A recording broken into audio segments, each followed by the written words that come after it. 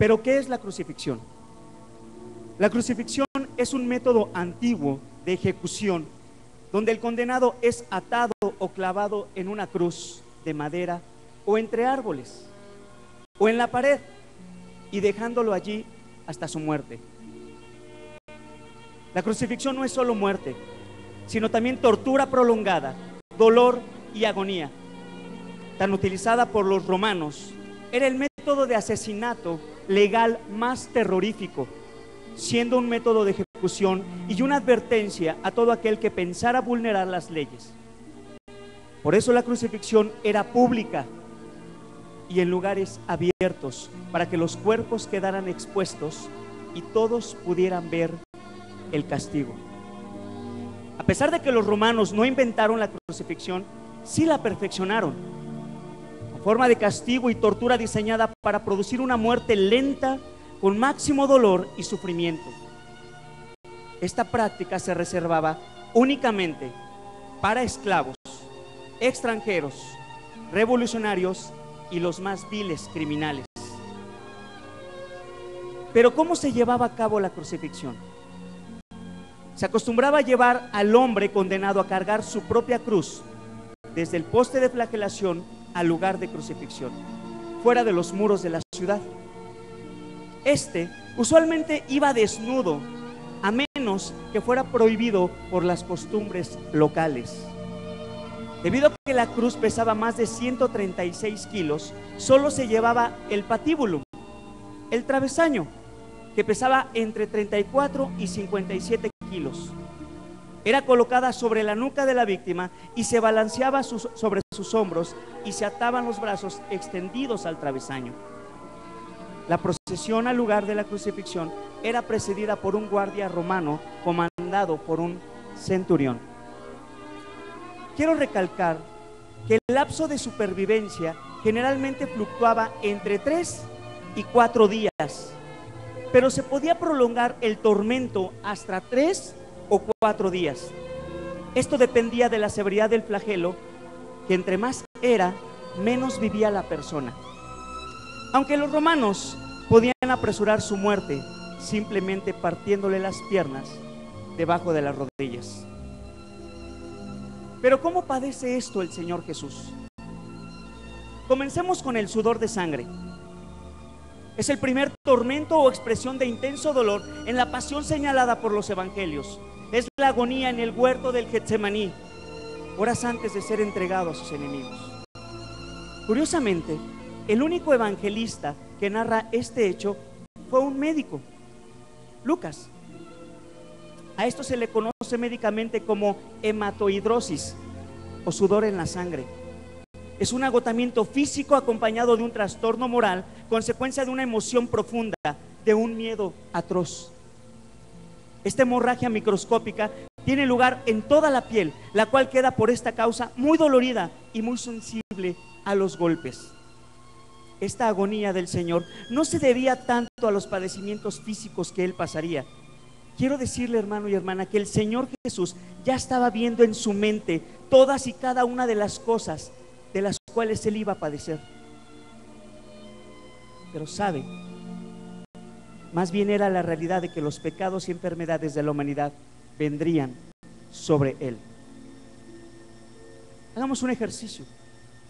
Imagínese todas y cada una de las enfermedades que existen. Todas.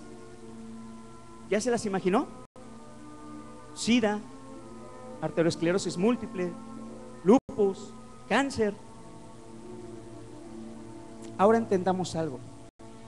Quiero decirle que el Señor Jesús, todas esas enfermedades que existieron antes, las actuales y las venideras, el Señor Jesús decidió clavarlas todas y cada una en la cruz.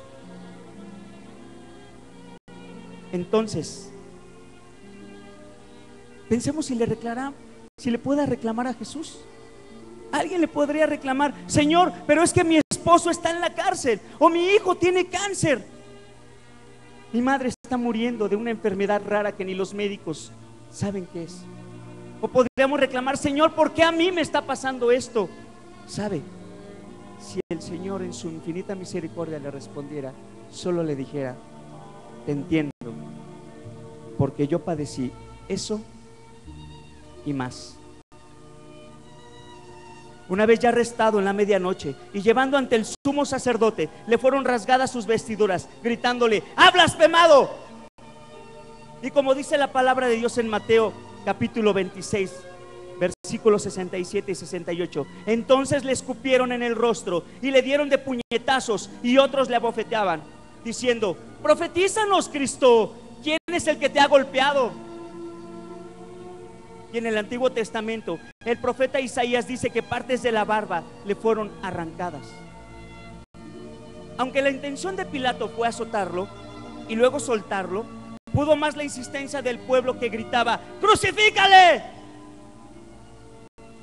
Mateo 27, 26 dice: entonces le soltó a Barrabás, y habiendo azotado a Jesús, les entregó para ser crucificado. Al día siguiente, más de 120 golpes con flagelo le dieron fuertes verdugos, diestros en su oficio, cubriendo metódicamente con golpes todas las superficies de su cuerpo: tórax, abdomen, brazos, piernas, sin dejar espacios, a excepción de la zona del corazón. El azote era con un bastón con tiras de cueros. Cada punta de cada tira se encontraba llena de pedazos de huesos y de plomo. Al flagelar a Jesús en su ya sensible piel, cada latigazo arrancaba literalmente pedazos de su piel, exponiendo la carne viva y brotando abundante sangre. Y por si fuera poco, una corona de espinas. Esto se le llevó a cabo por un juego de azar que se practicaba en ese entonces por niños y adultos. Este juego cruel, practicado a Jesús, coronándolo pero con espinas, fue un desahogo brutal de los soldados romanos.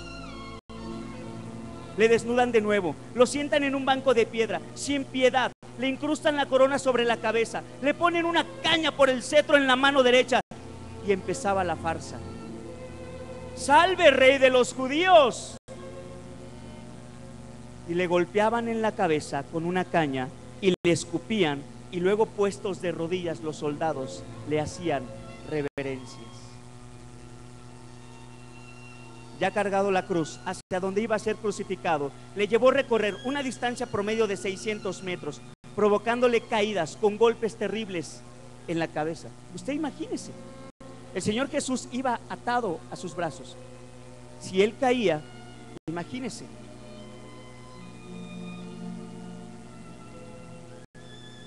Llegando al lugar de crucifixión, los soldados de un solo jalón lo despojan nuevamente de sus vestiduras. Para ese entonces la túnica ya estaba pegada a las llagas debido a la sangre coagulada con partes de su cuerpo ya infectadas, tal vez segregando pus y no haciendo esperar la aparición de moscas y bacterias pegadas a su cuerpo. Finalmente, clavado en la cruz. Clavarle la cruz era un arte para los romanos. Tenía que ser en las muñecas.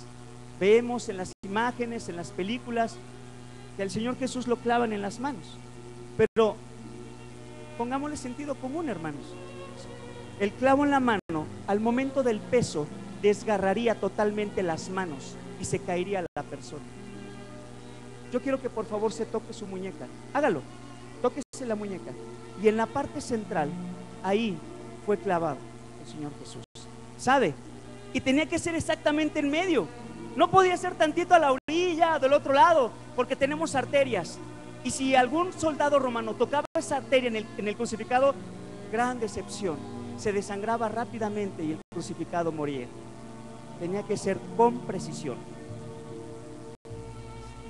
Y tenía que centrar bien el clavo para evitar toda una arteria y provocarle rápidamente su muerte. Posteriormente, clavarle los pies, teniendo ya en su cuerpo una temperatura de más de 40 grados, deshidratado, anémico por la pérdida de tanta sangre,